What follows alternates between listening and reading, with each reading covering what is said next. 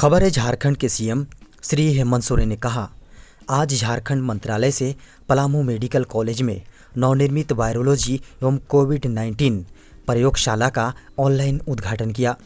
उन्होंने आगे कहा, इससे टेस्टिंग की रफ्तार में तेजी आएगी और हम ज़्यादातर लोगों तक पहुंच बना उन्हें मदद दे पाएंगे।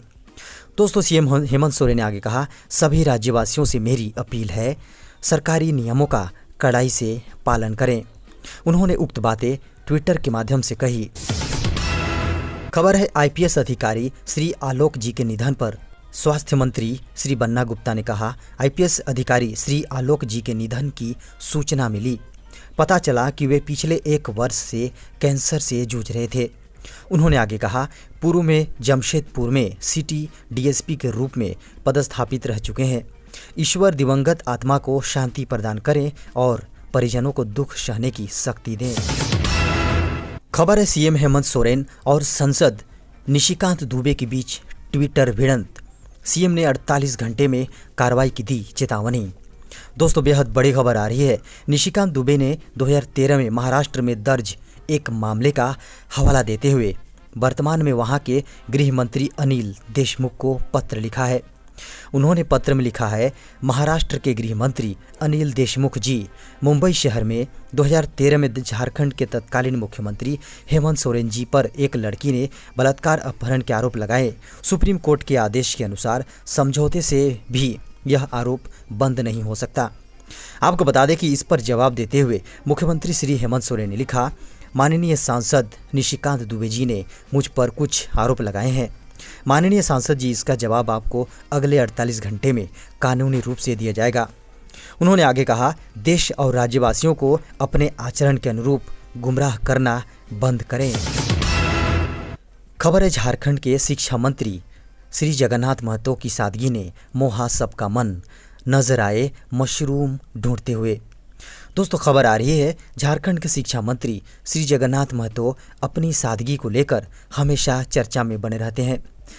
आपको बता दें कि शिक्षा मंत्री श्री जगन्नाथ महतो सड़क किनारे झाड़ियों के आसपास कुछ देर मशरूम ढूंढने निकले और करीब आधा किलोग्राम मशरूम उन्होंने इकट्ठा कर लिया। आपको बता दें कि आसपास का क्षेत्र जंगल झाड़ियों से घिरे होने और लाल मिट्टी वाला इलाका होने के कारण बरसात में काफ़ी मशरूम निकलता है।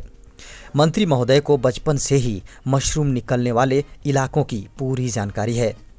आपको बता दें कि इस दौरान कई अन्य लोग भी उनके साथ मौजूद थे। अपने सादगी भरे कार्यों से हमेशा चर्चा में रहते हैं।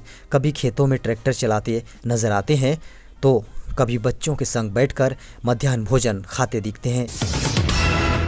खबर है, अब ऑनलाइन पता चल जाएगा आपके कोरोना पॉजिटिव या नेगेटिव होने की जानकारी। दोस्तों, अब कोरोना वायरस टेस्टिंग की रफ्तार काफ़ी तेज होने वाली है और इसकी रिपोर्ट मिलने में कम समय लगेगा।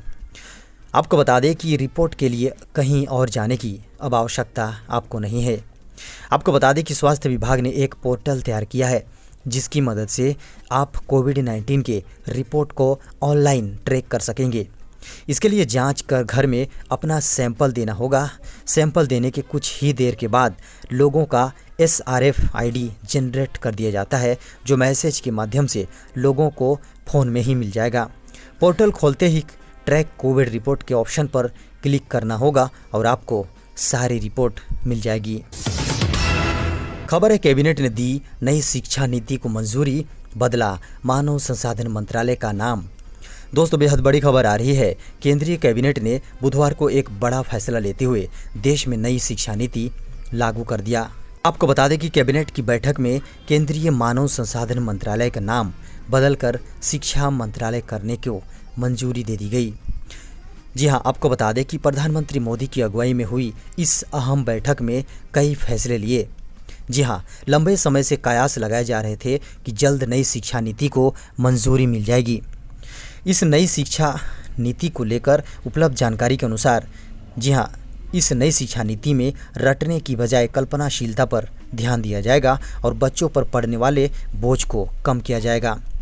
देश में शिक्षा का नया रास्ता प्रस्तावित नई शिक्षा नीति से होकर ही निकलेगा। इस नीति को कुछ बड़े बदलावों के साथ लाने की तैयारी है, जिसमें ऑनलाइन शिक्षा के रोड मैप के साथ आगे की पढ़ाई का एक ऐसा मॉडल होगा जिसमें क्लासरूम की निर्भरता घटेगी। साथ ही ऐसी विषय वस्तु भी उपलब्ध कराई जाएगी जिसमें रटने का काम कम बल्कि कल्पनाशीलता को ज़्यादा तवज्जो मिल सकती है। खबर है, मोदी सरकार ने दिया तोहफा, इन महिलाओं को मिलेंगे 7,500 रुपये। दोस्तों, लिविंग इंडेक्स की लागत में वृद्धि को ध्यान में रखते हुए संबंधित व्यय में वृद्धि हुई है। अपनी 181वीं बैठक के दौरान ईएसआई कॉरपोरेशन ने खर्चों की मौजूदा राशि को 5,000 से 7,500 रुपये तक बढ़ाने का ऐलान किया था।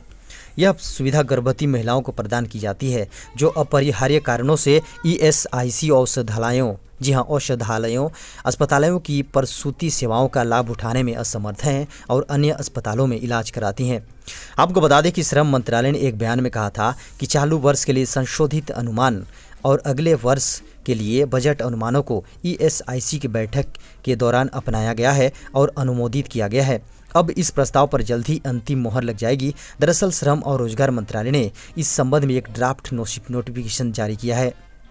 आपको बता दें कि ईएसआईसी की स्वास्थ्य बीमा योजना के तहत बीमित महिला कर्मचारी या बीमित पुरुष कर्मचारी की पत्नी के लिए प्रसूति खर्च दिया जाता है, जो अब 5,000 रुपये से 7,500 रुपये तक कर दिया जाएगा। यह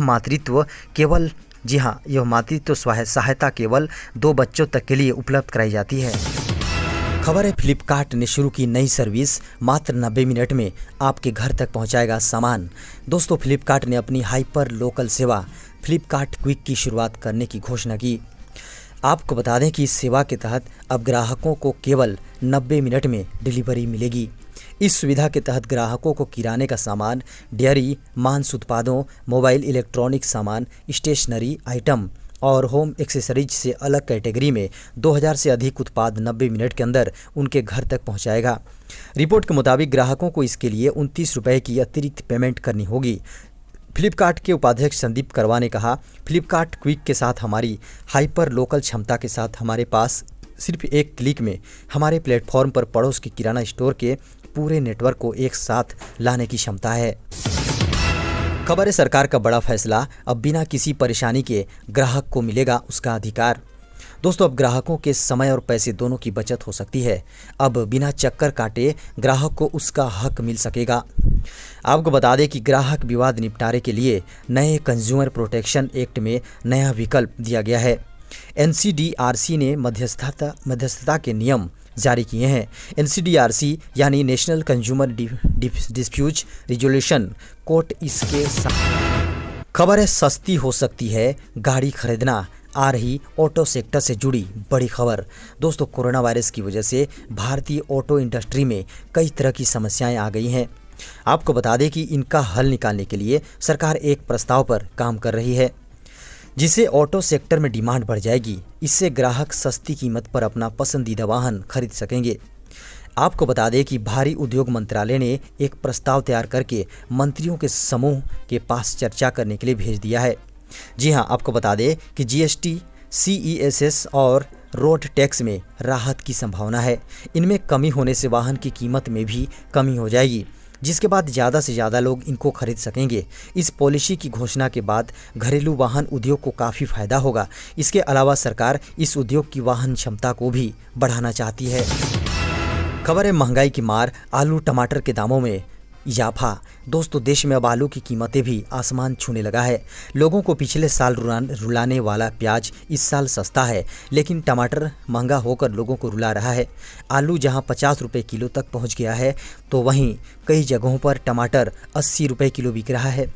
देश के कई हिस्सों में बाढ़ और बारिश की वजह से हरी सब्जियों के दाम आसमान छू रहे हैं।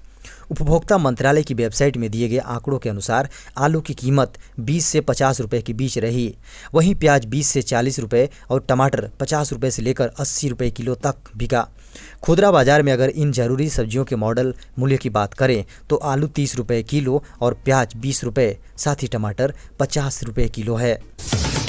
खबर है, रिया के खिलाफ एफआईआर दर्ज होने से खुश कंगना रनौत। कहा, एक्ट्रेस ने सुशांत सिंह राजपूत के खाते से किया 15 करोड़ गायब।